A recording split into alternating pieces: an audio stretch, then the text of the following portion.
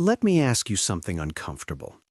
If I gave you $20,000 today, cash, no strings attached, would your life actually change? Not emotionally, not for a week, I mean structurally. Because for most people watching this, the honest answer is no. And that's exactly why $20,000 is such a dangerous number. Let's take a realistic example. You're 27 years old. You live in the US, maybe Texas, Ohio, somewhere not insanely expensive, but not cheap either. You make around $70,000 a year.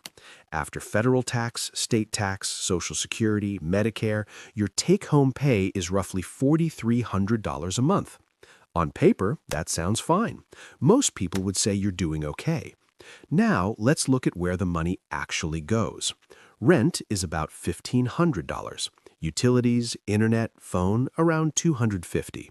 Car payment, $420. Car insurance and gas, another $280. Groceries, about $450. Eating out, coffee, random spending, $400. Subscriptions, gym, apps, $150. Student loan payment, $300. You're already at roughly $3,750. That leaves you with around $550 a month. And that's assuming nothing goes wrong. No medical bills, no travel, no emergencies. So you tell yourself something very common. I'll start saving properly once I make more money. That's the plan. Now, fast forward a bit. You get a bonus, or maybe an inheritance, or you save aggressively for a few years. You now have $20,000 sitting in your bank account. This is where most people think everything is about to change. But here's what usually happens instead. You don't invest it seriously. You don't restructure your finances. The money becomes emotional. You upgrade the car. You move into a nicer apartment. You travel more. You feel safer, so you spend more freely.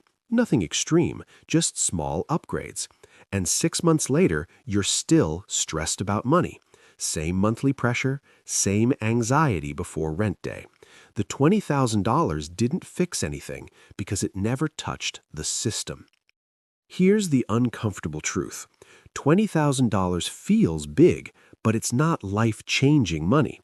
If you invest $20,000 into a broad market index fund and earn an average long-term return of about 8%, that's roughly $1,600 a year. That's around $133 a month. It doesn't replace your income. It doesn't pay your rent. It doesn't buy freedom. So what does $20,000 actually do? It gives you options if you don't waste it, but most people do. And the reason isn't stupidity, it's psychology. At $20,000, two dangerous beliefs show up. First, I'm no longer bad with money. Second, I deserve to enjoy this. And enjoying money isn't wrong. The problem is timing. $20,000 is where people stop feeling urgency, but they haven't built real security yet. You're not desperate anymore, but you're not stable either. So spending feels justified. That's why people with $20,000 saved often feel more stressed than people with $5,000, because now there's something to lose. Think about it like this. At $2,000 in savings, you're in survival mode. At $10,000, you're careful. At $20,000, you start lying to yourself. You say things like, "It's okay, I have savings. This won't really affect me. I'll rebuild it later." But life doesn't pause. Cars still break. Rent still goes up. Layoffs still happen. And suddenly, that $20,000 turns into $7,000. If you're watching from Europe, the numbers change, but the story doesn't. You earned 3,200 euros a month after tax. Rent takes 1,200 euros.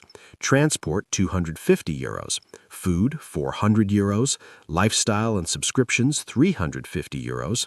Student loan or personal loan, 300 euros.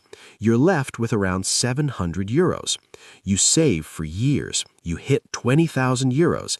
And instead of reducing risk, you increase lifestyle. Better apartment, more travel, higher fixed costs. Now you need that income just to survive.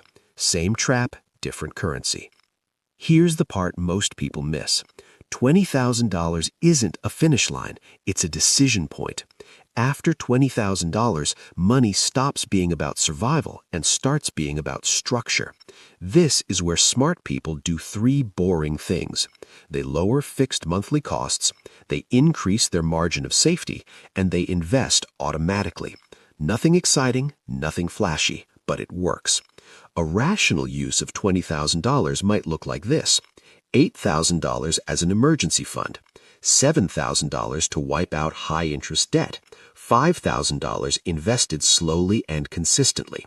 You don't feel rich, but something important changes. Your stress goes down, your cash flow improves, your decisions become calmer, you become harder to break. And that's the real upgrade. The reason everything changes after $20,000 isn't because it's a lot of money. It's because this is where habits finally matter more than income. Bad habits get rewarded, good habits feel boring, and discipline becomes uncomfortable. If you're below $20,000 right now, focus on building systems, not lifestyle. If you're already there, slow down. And if you're above it, ask yourself honestly, is my money buying me freedom or just more expensive problems? That single question can save you years. I'll see you in the next one.